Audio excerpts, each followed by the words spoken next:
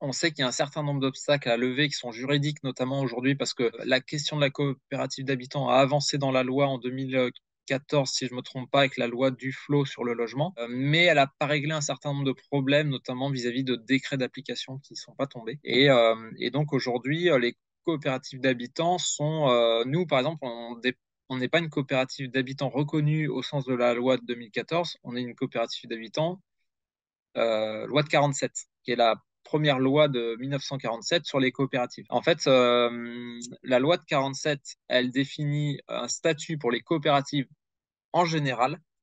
Et comme c'est un statut qui est assez souple, on s'intègre là-dedans parce que ça nous permet on va dire, de passer entre un certain nombre d'obstacles. Mais c'est compliqué et donc effectivement, c'est plus facile quand on se fait accompagner ou alors il faut effectivement être bien impliqué dans les réseaux et donner pas mal de temps effectivement pour monter en compétences. Et nous, c'est ce qu'on a fait sur le groupe aussi. On est pas mal monté en compétences à travailler sur ces sujets au fil des années. Il faut savoir quand même que le projet, entre l'idée qui a germé en 2007, le terrain qui est apparu, enfin qu'on a eu, on va dire, après négociation avec la mairie en 2012 ou 13.